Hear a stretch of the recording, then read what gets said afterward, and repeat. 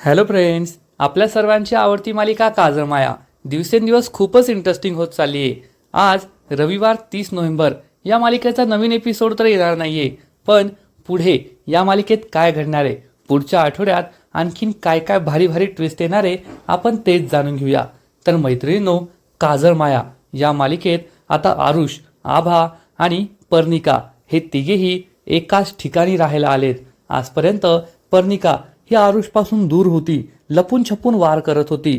पण आता तिला आरुषच्या चाळीत यायची संधी मिळाली आणि आता आरुषमधील दानवी शक्ती ही कुठेतरी दुसरीकडे आहे. ती आरुषच्या शरीरात नाहीये हे पर्निकाला कळून चुकलंय. त्यामुळे जर आरुष बरोबर संघ करायचा असेल, आरुषची मुलगी ही जन्माला घालायची असेल, तर आरुषला स्वतःच्या प्रेमात पाडणं, त्याच्याशी लग्न करणं हा एकमेव पर्याय तिच्या समोर आहे, पर्निका समोर आहे. आणि आरुष हा तर पर्निकाच्या पहिल्याच नजरेत प्रेमात पडलाय. तो पर्निकावर प्रेम करतोय हे आपल्या सर्वांना माहिती आहे. पण पर्निका आणि आरुष या दोघांचं लग्न होणं एवढं सोपं नाहीये. कारण आरुषला जरी पर्निका आवडत असली, पण पर्निकाची जी निगेटिव्ह एनर्जी आहे ती हळूहळू सगळ्यांना जाणवायला लागली आहे. मग ते विद्याधर काका असो, आप्पा असो, की मग आता आभाला सुद्धा कळून चुकलंय की पर्निकाबद्दल काहीतरी वेगळंय. पर्निका ही आपल्यापासून काहीतरी लपवण्याचा प्रयत्न करते आणि आता चक्क आभाला तिचा मागचा जन्म आठवणार आहे. मागचा जन्म म्हणजे 300 वर्षांपूर्वी जे काही घडलं होतं ते सगळं आता आभाला सुद्धा आठवणार आहे. आपल्याला माहिती आहे की आरुषला या सगळ्या जुन्या गोष्टी आठवत होत्या, पण हे सगळं पर्निका घडून आणत होती. पण आता आभालाच तिचा मागचा जन्म आठवणार आहे की 300 वर्षांपूर्वी ती शर्वरी होती आणि आरुष हा अमरीश होता. त्या जन्मात सुद्धा पर्निकाने अशीच एक सुंदर मुलगी बनून आरुषला आपल्या प्रेमात पाडलं होतं आणि आरुष बरोबर लग्न करण्याचा घाट रचला होता. आरुष आणि पर्निका म्हणजेच 300 वर्षांपूर्वीच्या अमरीश बरोबर पर्निकाचं लग्न होणारच होतं.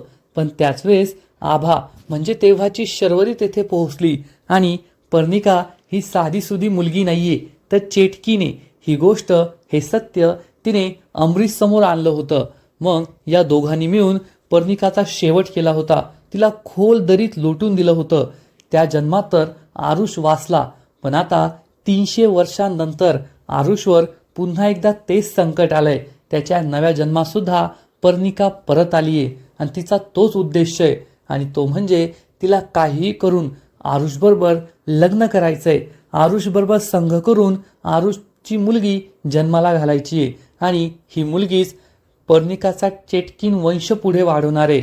आणि एकदा का तिचा वंश वाढला की मग पर्निका अमर होणार आहे, तिला कोणीच मारू शकणार नाही. त्यासाठीच तिला आरुषबरोबर लग्न करायचंय. या जगातील करोडो लोकांपैकी आरुष असा एकमेव पुरुष आहे ज्याच्याबरोबर पर्निका लग्न करू शकते आणि तिचा वंश वाढू शकते. त्यामुळेच ती आरुषच्या मागे हात धुवून लागली आहे.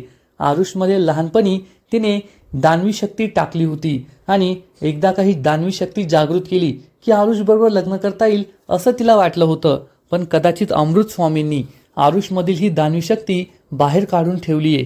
त्यामुळे ती दानवी शक्ती पर्निकाला जागृत नाही करता आली आणि आता तिच्यासमोर एकच पर्याय आहे आणि तो म्हणजे आरुषला स्वतःच्या प्रेमात पाडायचं, त्याच्याशी लग्न करायचं आणि मगच तिचा वंश वाढवायचा. यासाठीच ती आरुषच्या चाळीमध्ये राहायला आली आहे आणि आरुषला इम्प्रेस करण्यासाठी प्रयत्न सुद्धा करू लागली आहे. पण आता आभा ही पर्निकाविरुद्ध उभी ठाकणार आहे. मागच्या जन्मात सुद्धा तिने तेच केलं होतं आणि आता या जन्मात सुद्धा देवाने तिला आरुष बरोबर जन्माला घातलंय, आरुषच्या संपर्कात ठेवलंय. त्याचं मुख्य कारण हेच आहे, कारण पर्निकाची इच्छा पूर्ण होऊ द्यायची नाहीये, पर्निकाचा चेटकीन वंश वाढू द्यायचा नाहीये, तिला अमर होऊ द्यायचं नाहीये. त्यामुळेच आता शर्वरी म्हणजेच आभा हे एकानंतर एक नवीन प्लॅन बनवणार आहे. तर सगळ्यात आधी ती आरुषला सांगेल की आरुष, तुला जे स्वप्न दिसतात, जे भास होतात, ते तू कागदावर उतरव, म्हणजे आपल्याला हे सगळं का घडतंय ते कळणार. कारण आजपर्यंत आभा हीच आरुषला समजावून सांगत होती की ते स्वप्न होते, भास होते, त्याचा जास्त विचार करू नको. पण आता स्वतः आभालाच या सगळ्या गोष्टी दिसताय.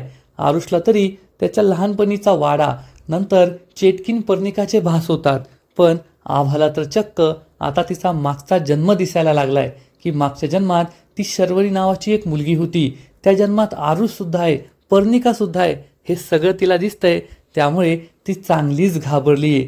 आणि आता याचा खूप मोठा ट्विस्ट या मालिकेत येणार आहे. आता आप्पांनी सुद्धा शंखनाद केलाय, महायुद्धाला खरी सुरुवात झाली आहे.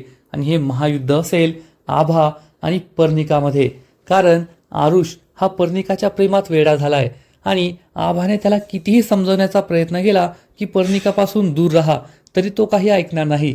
कारण प्रेमात माणसाच्या डोळ्यांवर पट्टी असते आणि आरुषला हे माहीतच नाहीये की तो ज्या मुलीच्या प्रेमात पडलाय ती सुंदर मुलगी म्हणजे एक नंबरची चेटकीने चेटकीन, आणि ही चेटकीन त्याचा जीव घ्यायला आली आहे. पर्णिका ही फक्त आरुषबरोबर लग्न करणार नाहीये, तर लग्न झाल्यानंतर जेव्हा ती गरोदर राहील त्यानंतर लगेचच ती आरुषचा जीव घेणार आहे, आरुषला मारून टाकणार आहे. म्हणजे तिला पुढे आरुषचा कोणताच त्रास होणार नाही. तिचं उद्दिष्ट पूर्ण करायचं एवढीच तिची अपेक्षा आहे. तिचं आरुषवर कोणतंच प्रेम नाहीये. आणि बाकीच्या लव्ह स्टोरीसारखं या मालिकेत असा कोणताही ट्विस्ट येणार नाही की चेटकीन पर्णिका खरोखरच आरुषच्या प्रेमात पडेल आणि तिचं जे उद्दिष्ट आहे ते विसरून जाईल आणि आरुषला मारणार नाही. तर ती नेहमीच फक्त आरुषचा जीव घ्यायला आली आहे. आरुषच्या मदतीने आई व्हायचं, स्वतःचा चेटकीन वंश वाढायचा आणि त्यानंतर आरुषला संपवायचं असंच तिने ठरवलंय. 300 वर्षांपूर्वी सुद्धा, मागच्या जन्मात सुद्धा ती हेच करणार होती आणि आता 300 वर्षानंतर सुद्धा ती तेच करणार आहे. तर मैत्रिणींनो, एकूणच काजळमाया ही मालिका दिवसेंदिवस खूपच इंटरेस्टिंग होणार आहे. जोपर्यंत पर्णिकाचं सत्य आभाला माहीत नव्हतं तोपर्यंत या मालिकेत जास्त मजा येत नव्हती. पण आता जेव्हा पर्णिकाचं सत्य हे आभाला कळणार आहे की पर्णिका ही चेटकीने तिला आरुषबरोबर लग्न करण्यामागे तिचा काय उद्देश आहे हे जेव्हा आभाला समजेल, तेव्हा मात्र या दोघींमध्ये चांगलीच टस्सल सुरू होणार आहे. आजपर्यंत आभा ही आरुषकडे फक्त एक मित्र म्हणून पाहत होती, पण हळूहळू आरुषवर तिचं प्रेम आहे हे तिच्या लक्षात येईल. आणि जेव्हा आपलं एखाद्या व्यक्तीवर प्रेम असतं आणि ती व्यक्ती संकटात असते तर आपण त्याच्यासाठी काहीही करू शकतो, स्वतःचा जीवही धोक्यात घालू शकतो. आणि शेवटी एखाद्या चेटकिनीबरोबर लढणं म्हणजे काही सोपी गोष्ट नाहीये. त्यासाठी आभावर अनेक संकट येणार एवढं मात्र नक्की. मग सगळ्यात मोठा प्रश्न हाच आहे की आभा तर एक साधी मुलगी आहे, ती चेटकिनीबरोबर कशी लढू शकते? चेटकिनीकडे तर काळी जादू असते, ती आभाबरोबर काहीही करू शकते. तर फ्रेंड्स, आभा ही साधी मुलगी नाहीये, ती चेटकिनीबरोबर मागच्या जन्मात सुद्धा लढली. याचा अर्थ तिच्यामध्ये काही विशेष ताकद, विशेष शक्ती असू शकते ज्या मदतीने ती या चेटकिनीबरोबर लढणार आहे. आणि या जन्मात सुद्धा तिची ही शक्ती जागृत होईल. जशी आरुषमध्ये दानवी शक्ती पर्णिकाने टाकली होती, तशीच या आभामध्ये सुद्धा एखादी दैवी शक्ती असू शकते ज्या मदतीने ती चेटकिनीबरोबर लढेल. म्हणजे पर्णिकाने तिच्यावर कोणतीही काळी जादू करण्याचा प्रयत्न केला तरी त्यांचा कोणताही इफेक्ट आभावर होणार नाही. आभाला ती काहीच हानी पोहोचू शकत नाही, कोणताच त्रास देऊ शकत नाही. त्यामुळे पर्णिकाचे हात सुद्धा बांधले गेलेले असतील. आणि आभा आणि पर्णिका या दोघांमधील ही लढाई, या दोघांचं हे महायुद्ध पाहायला खूपच मजा येईल एवढं मात्र नक्की.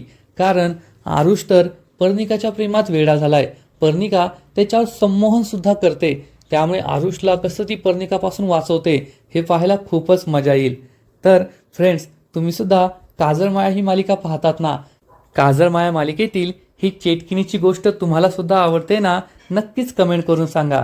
कारण आत्ता कोठे या मालिकेला सुरुवात झाली आहे. आरुष, पर्णिका आणि आभा या तिघांची गोष्ट आत्ता कोठे सुरू झाली आहे. हळूहळू या मालिकेत एकानंतर एक खूप भारी ट्विस्ट येणार आहे. आणि पर्णिका ही आपलं उद्दिष्ट पूर्ण करण्यासाठी साम, दाम, दंड, भेद या सगळ्यांचा वापर करणार आहे. तर त्याच वेळेस आभा सुद्धा आरुषला वाचवण्यासाठी, पर्णिकाच्या तावडीतून त्याला सोडवण्यासाठी, त्याचा जीव वाचवण्यासाठी साम, दाम, दंड, भेद हे सगळं वापरेल आणि ती नक्कीच पर्णिकाचा पराभव करेल एवढं मात्र नक्की. मग चेटकीन आणि माणसाची प्रेम कहाणी आणि एका सामान्य मुलीने चेटकिनीला कसं हरवलं हे पाहण्यासाठी तुम्ही सुद्धा एक्सायटेड आहात ना? नक्कीच कमेंट करून सांगा. आणि काजळमाया या मालिकेचे असेच नवीन नवीन अपडेट, नवीन नवीन एपिसोड पाहण्यासाठी व्हिडिओला लाईक करा, शेअर करा, चॅनलला सबस्क्राईब करून सगळ्यात महत्त्वाचं म्हणजे बेल आयकॉनवर क्लिक करा. म्हणजे या मालिकेचे नवीन नवीन अपडेट्स, एपिसोड्स, व्हिडिओज तुम्हाला सर्वात आधी पाहायला मिळतील. खूप खूप खूप धन्यवाद.